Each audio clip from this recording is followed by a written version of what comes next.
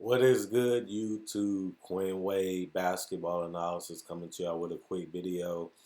Today we're gonna talk about Stan Van Gundy getting a job with the New Orleans Pelicans, and I thought it was interesting just because I thought he was a good fit for the job, and I wanted to see if he was going to get it.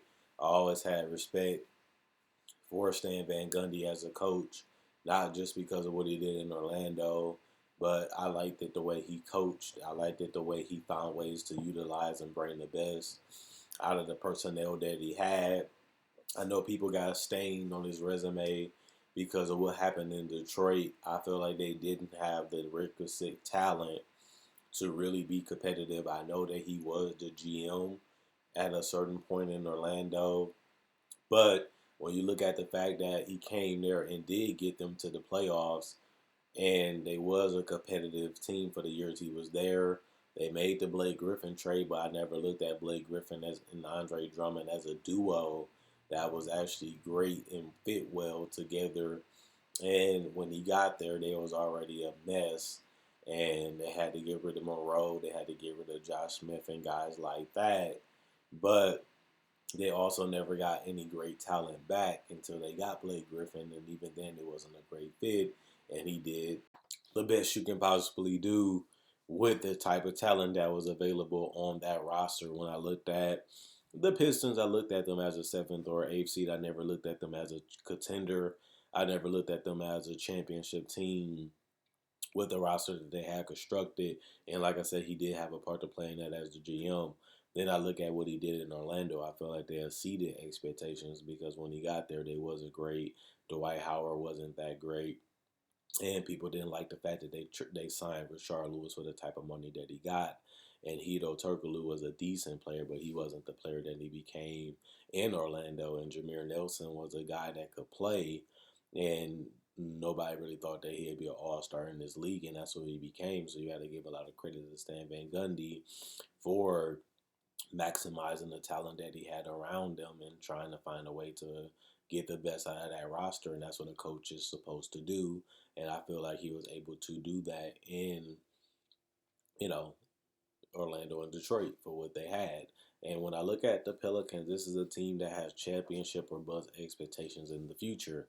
I don't look at them as a team that can win a title within the next 1 to 2 years, depending on what moves they make. They have a lot of assets, they have a lot of picks, and they have a lot of talent that's untapped on this roster. You look at Ingram, he can continue to get better. Is the perspective that I look at. I look at Zion, he can get better. I look at guys like Hart and Lonzo to say, for example, and they have players on this team that's even younger than them that has even more talent and potential to be special, and they have to figure out what they're going to do with Drew Holiday. He's a great piece. He's a great fit on this team, but you are, playing Russian roulette because you know he's going to have to go because you're not going to be able to afford to keep him in the future because of his contract, and he's going to need an extension. Plus, you have a lot of guys on rookie scale contracts that would eventually turn into people that you have to pay. So logically, they're not going to be able to keep him long term.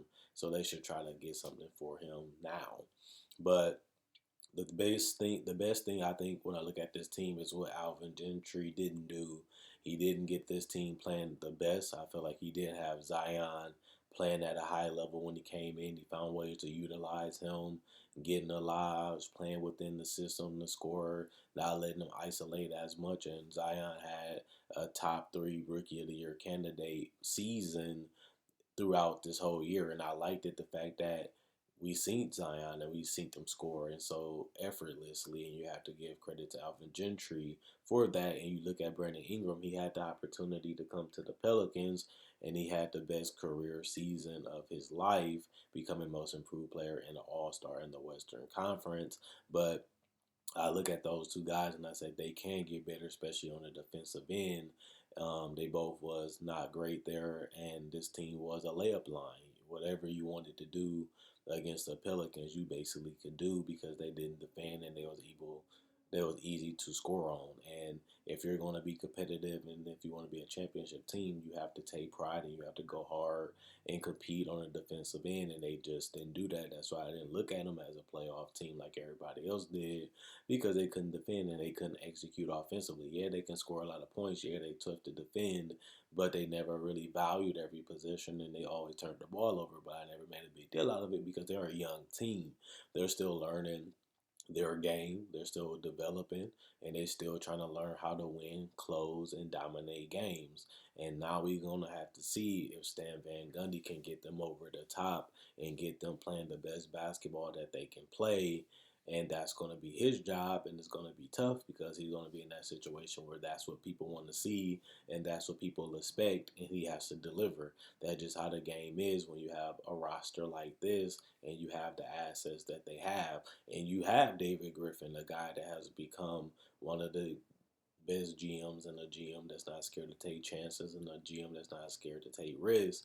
And he's willing to move guys if it's necessary. And it's going to be necessary because this team is title or bust in the future. So when I look at those things all connected together, I see a team that's going to have a drastically high ceiling, and they're expected to be at least in the NBA Finals within the next 2 to 3 years. I don't think they're going to make it this year because I feel like the guys are still raw. I feel like the guys are still interesting. And I feel like they don't have the pieces that's necessary to win the title. And it will take a couple years to get those guys to develop, to get those guys understanding the game at a winning and championship level.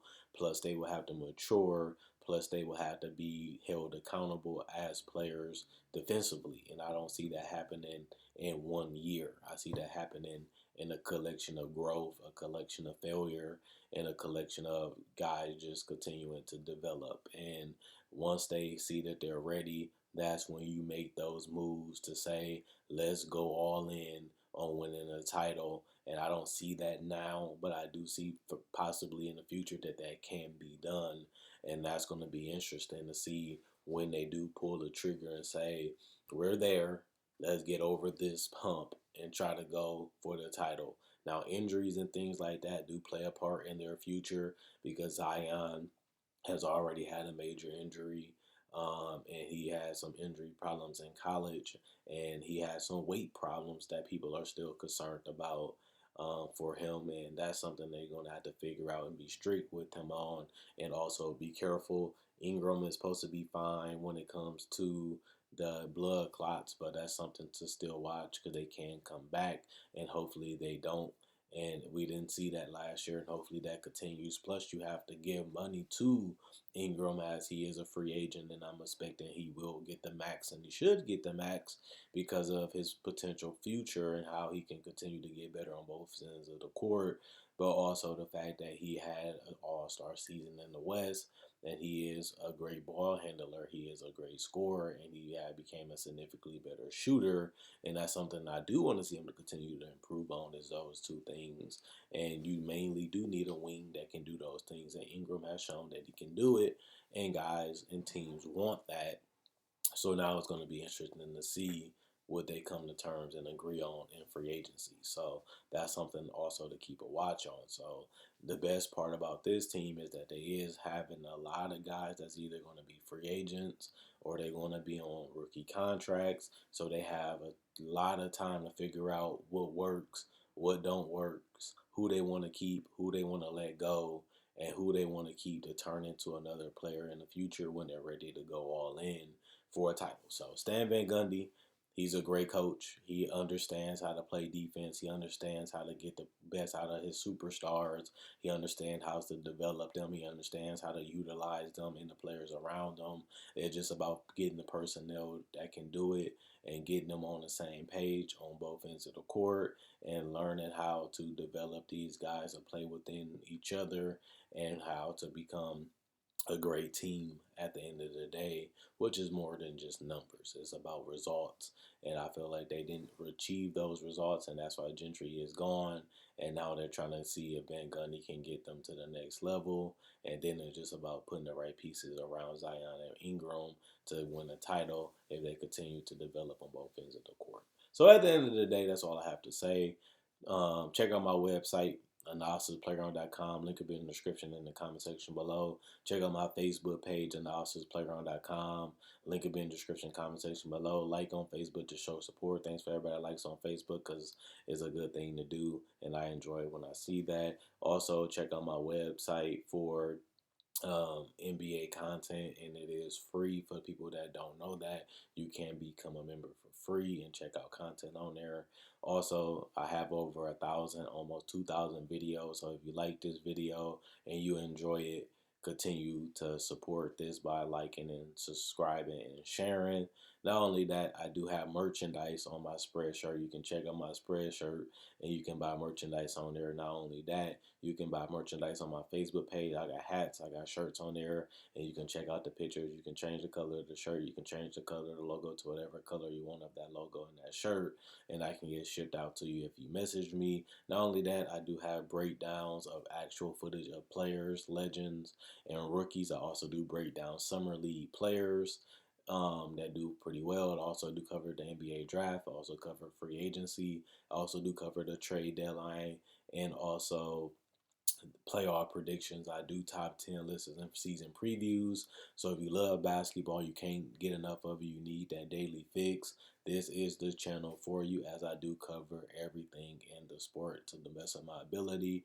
And the best part about it is I make a video each and every day for you guys to have something different, of the most interesting and hottest topics to just debates and discussions of how I personally feel about the situation. Other than that, Quinn Wade basketball analysis. I'm gone. I'll see you guys tomorrow.